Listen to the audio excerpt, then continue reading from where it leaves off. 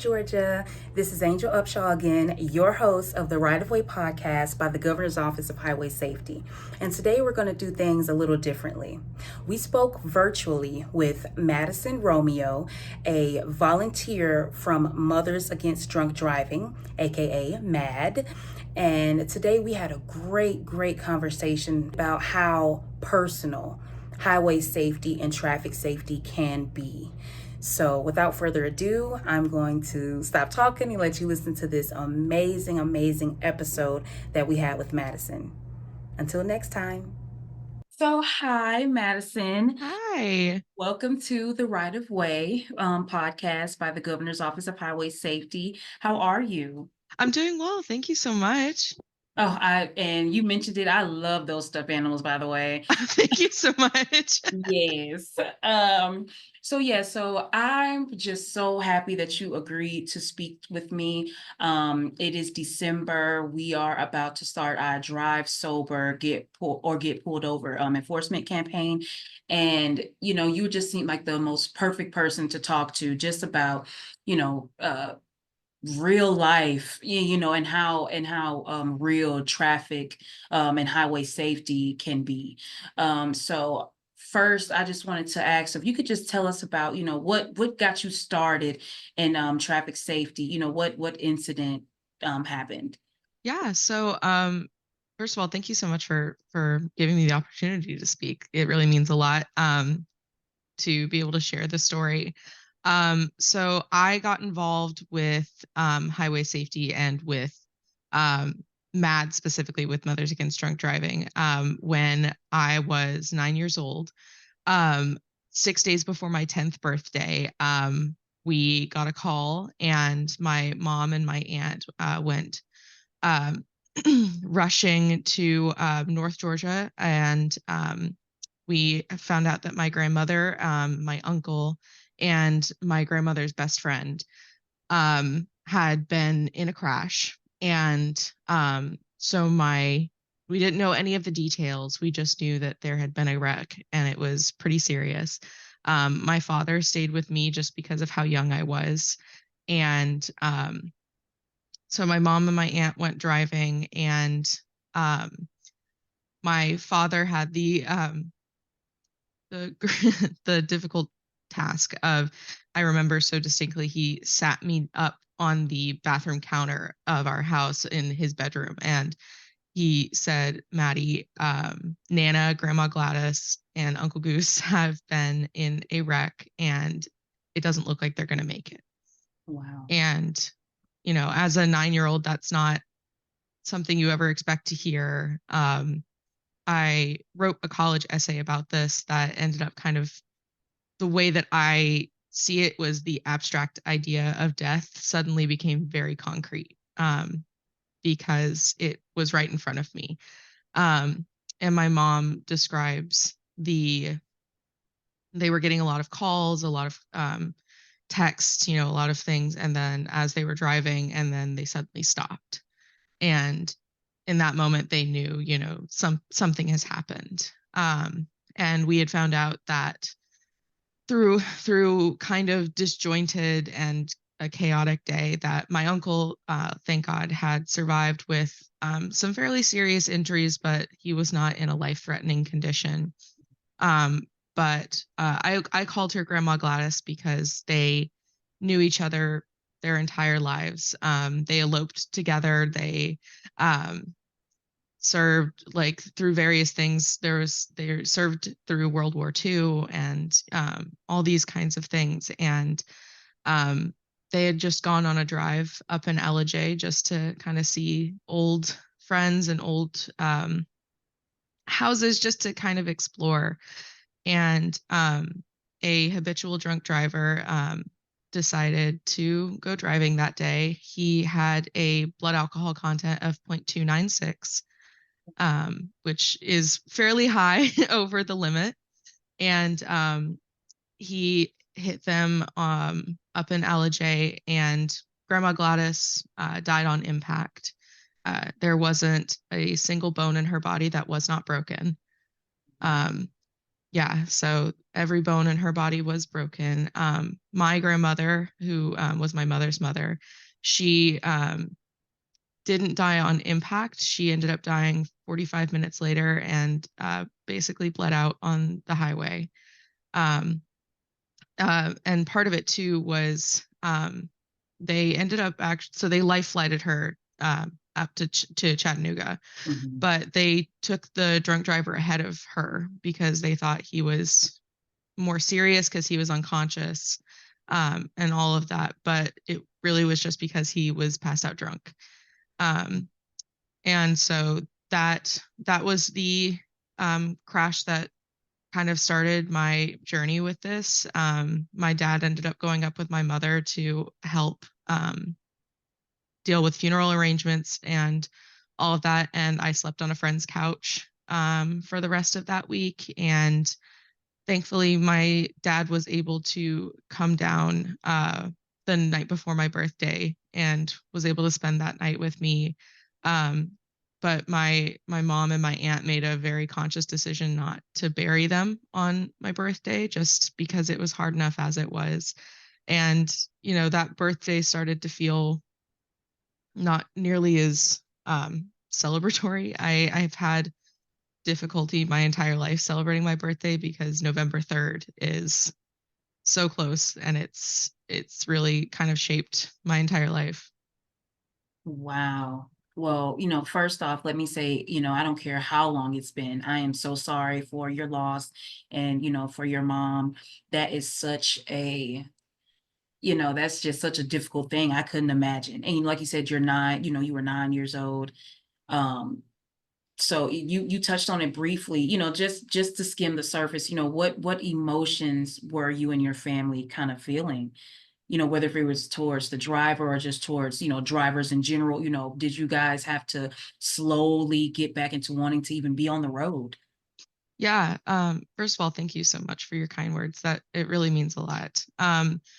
It's been kind of a roller coaster of emotions our entire life. In that initial moment, it was, gosh, it was a mixture of shock and um, anger and I hate to say the word hatred because it, as the years have gone on, we've all kind of came to feel a level of forgiveness because, alcoholism is a disease. I mean, it's something that people struggle with, and it's something that, it's I don't feel at this point at 26, I don't feel that same level of hatred, because I see more, I experienced more in my life, but in that initial moment, I mean, it was just this blinding level of why would you do this? Why would you? It was such a momentary decision that caused long lasting consequences. And I was terrified to get in a car for years. When I had to get my driver's permit and driver's license, I was terrified. I mean, even now, I am really frightened to drive on holidays. Um, it's really, really something that bothers me. I mean, in high school, I remember I was over with some friends, just at a friend's house that was maybe 10 minutes down the road, for New Year's Eve. And my mom was like, "Oh, I'll come get you," because I wasn't really huge on sleepovers. And I was shaking. I was so afraid until she got there because this fear of this is a night where people go out and they drink, and that fear of being on the road. And I mean, there was a girl that I didn't personally know at my high school who, was supposed to graduate a couple years after me, who was killed in a drunk driving crash on July 4th. And so it's things like that that I see, especially during the holidays, that is something that still frightens me. And it's just such a mix of understanding because people want to celebrate and they want to enjoy, but a it's a very permanent decision. Um and so there's a lot of, through the years having to go to parole hearings and having to go to court and, going through major life events where my grandmother isn't there, that really kind of the emotions come in waves, it's, you feel fine.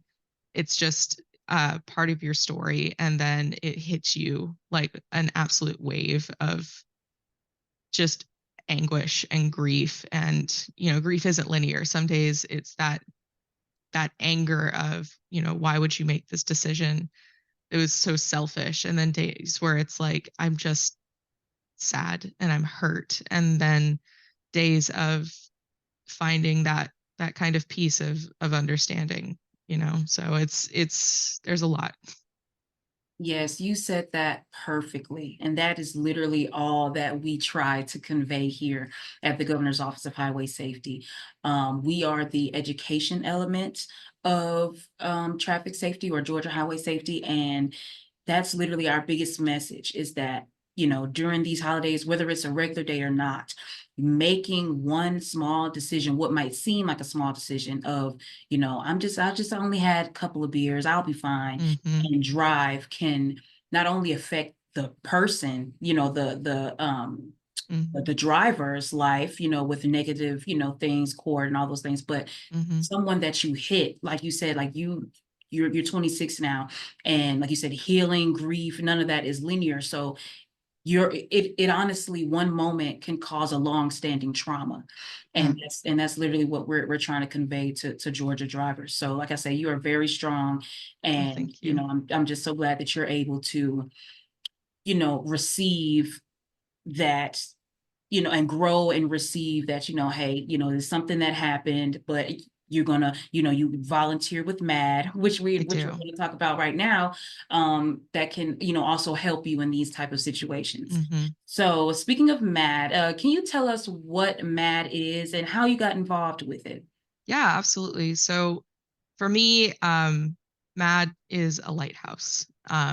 When it was being surrounded in this horrible storm of grief and pain and not understanding, especially as a child, not who had, experienced death of of, distant relatives, but not someone so close to me. It was this beacon of light that really um, helped our family to kind of navigate this terrible storm.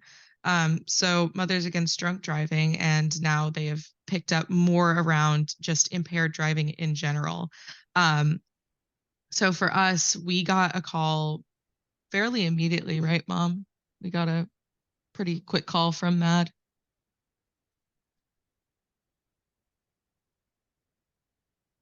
Okay. So my mom is here. She said that she called Cynthia Hagan, who has been our rock through all of this, about 3 days after the crash. And they are, especially their victim services and their victim advocates were the ones that helped us navigate something that we had never anticipated to be a part of. So, the court process, the having to get the items from the wreck, like it's things that you don't think about, like having to recover their belongings from the car, that we had to find. And the process of, bringing him through court, which was incredibly difficult given that as far as, him being a habitual drunk driver who had tried to flee, he had left the hospital and tried to hide. And it was just having to deal with all of that. And especially being there for us emotionally, because as far as, sentencing and things like that, he got 5 years for each life, so 10 years total. And they gave us, more than anything, they gave us a sense of agency in the situation, that we were able to do something with this tragedy in our lives. So while they were there to guide us through the actual event itself and be there for us emotionally and all those things, they also gave us the opportunity to speak. And that's been really a cornerstone in my life. My dad used to be the one that spoke for us. We started speaking at victim impact panels, where we would speak in front of people that had been either sentenced by the court or, things like that. But it gave us an opportunity to talk to them, not as people that judge, not as people that want to, wag fingers or anything like that. It was just an opportunity for us to share our story. And my dad was always the one to do it. And then I was, I think, 11. So, about a year after, when he always tells the story that I tugged on his shirt while he was talking. And I said, Daddy, can I tell my story now? Wow. And that kind of has become a really big part of my life. I was speaking at victim impact panels. I was an inaugural member of MAD's National Teen Influencers, which were people that had spoken, throughout their lives and had been affected by drunk driving crashes, either by being involved in them or by having losing a family member like I had.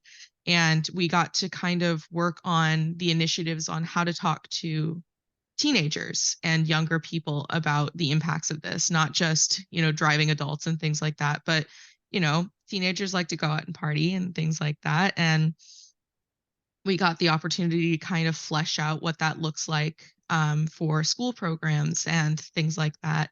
And so being part of that and getting to have those opportunities through MAD has been a very big part of who I am. Because, I've always said during my speeches that if I can change one person's point of view in all of this, then my grandmother didn't die in vain.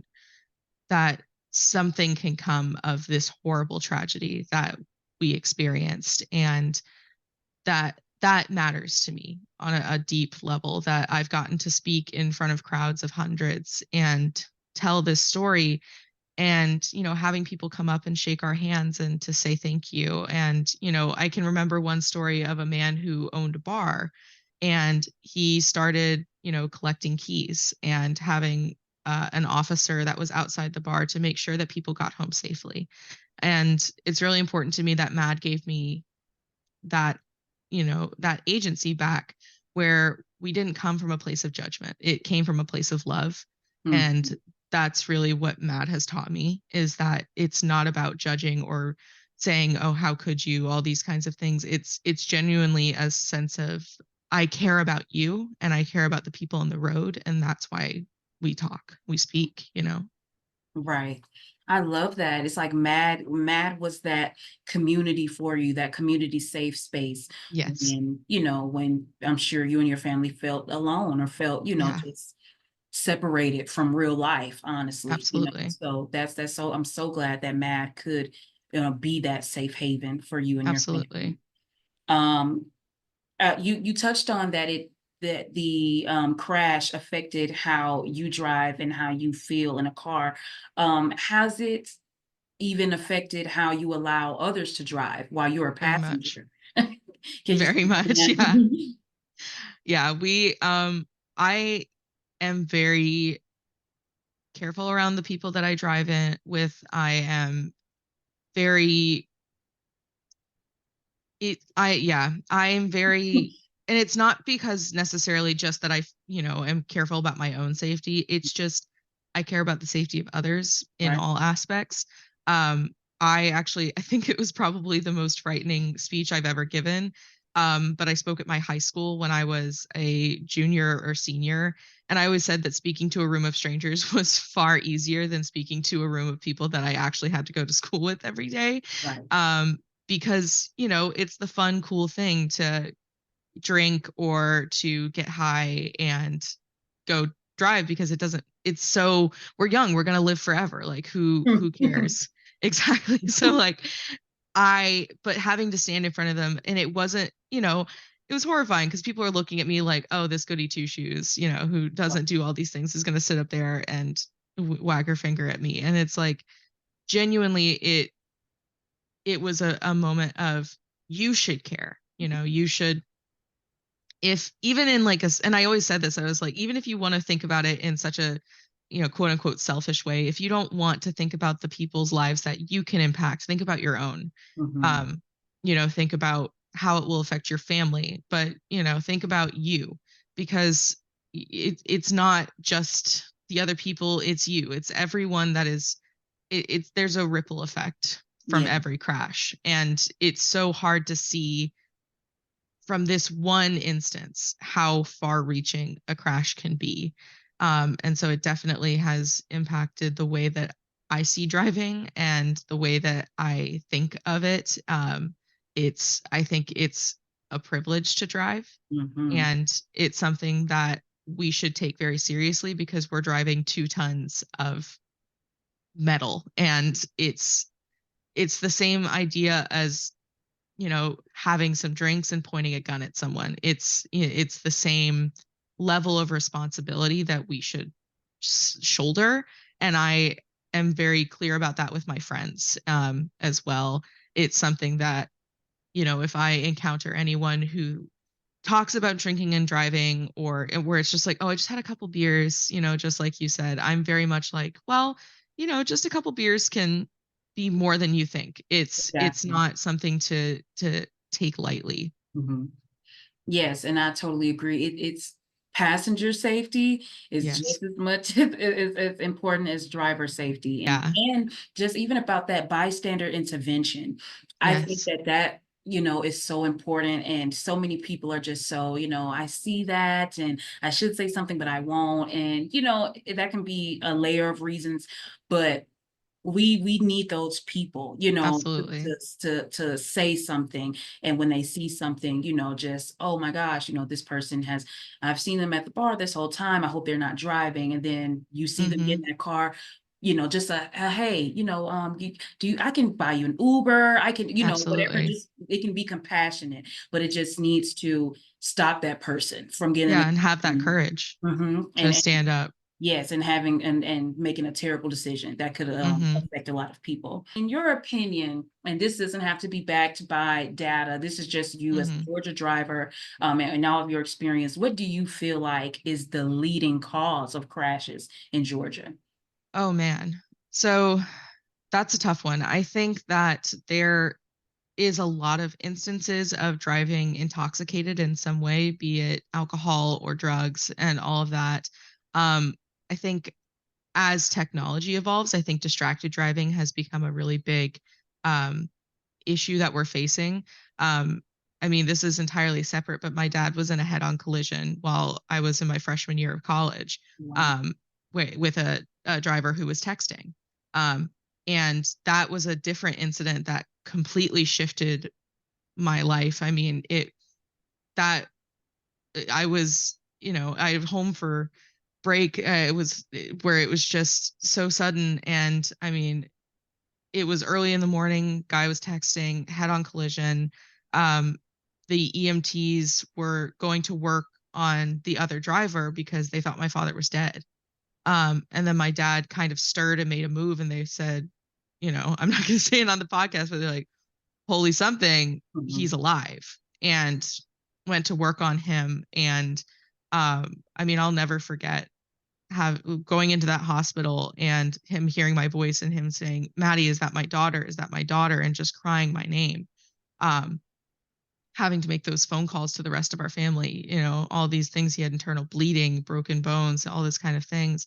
And so I think while driving intoxicated is a really big problem, I think as technology moves forward, I think distracted driving has become a really big issue in Georgia, especially with people my age. I mean, I'm not innocent. Like, you look at your phone, it's just so easy to say, oh well, I just got a text, or I just want to switch the song, and that kind of thing.